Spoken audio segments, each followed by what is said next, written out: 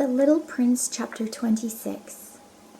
Beside the well there was the ruin of an old stone wall. When I came back from my work the next evening, I saw from some distance away my little prince sitting on top of a wall, with his feet dangling, and I heard him say, "Then you don't remember. This is not the exact spot." Another voice must have answered him, for he replied to it, "Yes, yes, it is the right day, but this is not the place." I continued my walk toward the wall. At no time did I see or hear anyone. The little prince, however, replied once again, "Exactly.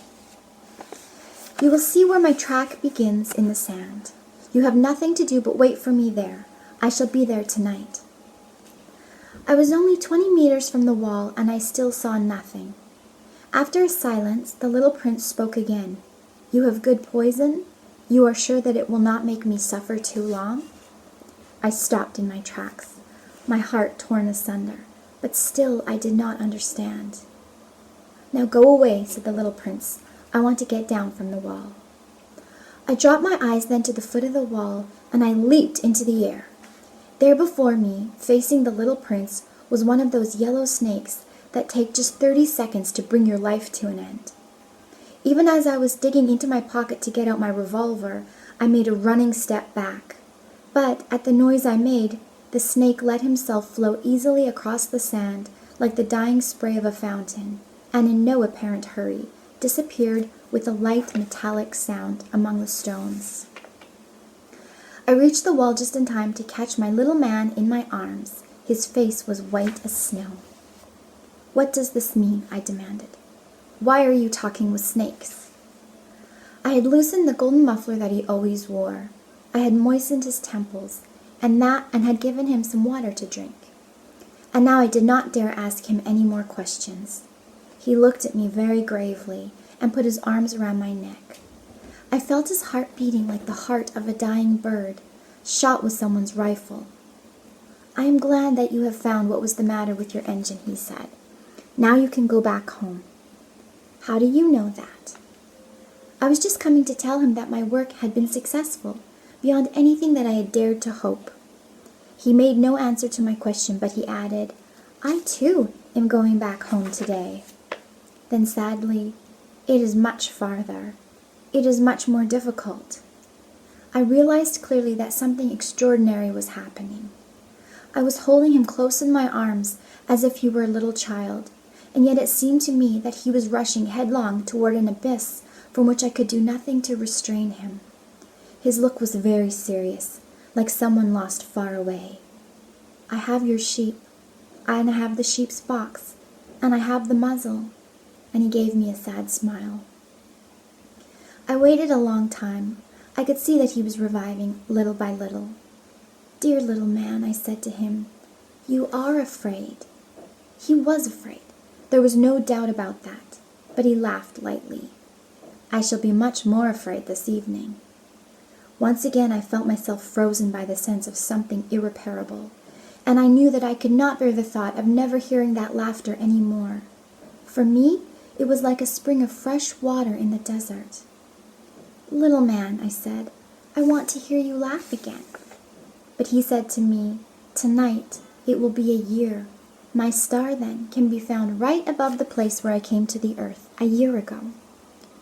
"Little man," I said, "tell me that it is only a bad dream, this affair of the snake, and the meeting place, and the star." But he did not answer my plea. He said to me instead, "The thing that is important is the thing that is not seen." "Yes, I know. It is just as it is with the flower. If you love a flower that lives on a star, it is sweet to look at the sky at night. All the stars are abloom with flowers." "Yes, I know. It is just as it is with the water. Because of the pulley and the rope, what you gave me to drink was like music. You remember how good it was?" "Yes, I know." "And at night you will look up at the stars. Where I live, everything is so small that I cannot show you where my star is to be found. It is better like that. My star will just be one of the stars for you, and so you will love to watch all the stars in the heavens. They will all be your friends. And besides, I am going to make you a present." He laughed again. Ah, little prince, dear little prince, I love to hear that laughter. That is my present, just that. It will be as it was when we drank the water. What are you trying to say? All men have the stars, he answered, but they are not the same things for different people. For some who are travelers, the stars are guides. For others, they are no more than little lights in the sky. For others who are scholars, they are problems. For my businessman, they were wealth. But all these stars are silent. You alone will have the stars as no one else has them. What are you trying to say? In one of the stars I shall be living. In one of them I shall be laughing. And so it will be as if all the stars were laughing.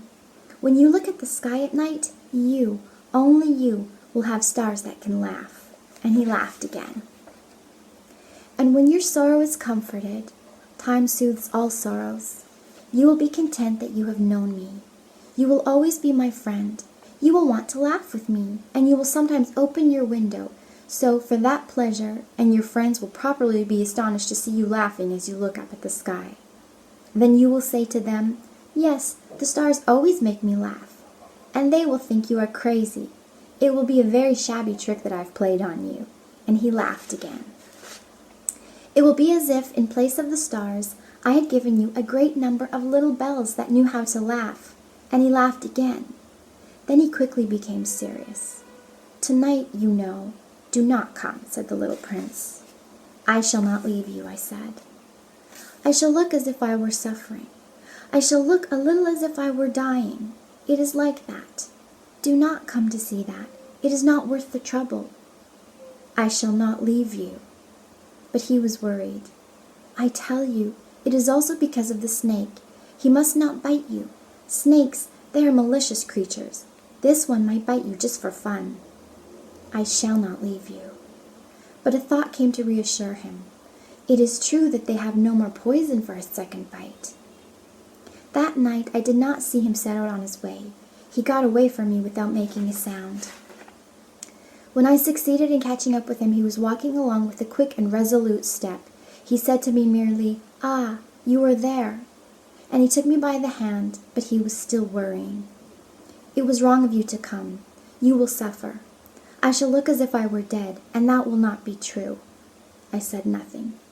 "You understand, it is too far. I cannot carry this body with me. It is too heavy." I said nothing. "But it will be like an old abandoned shell.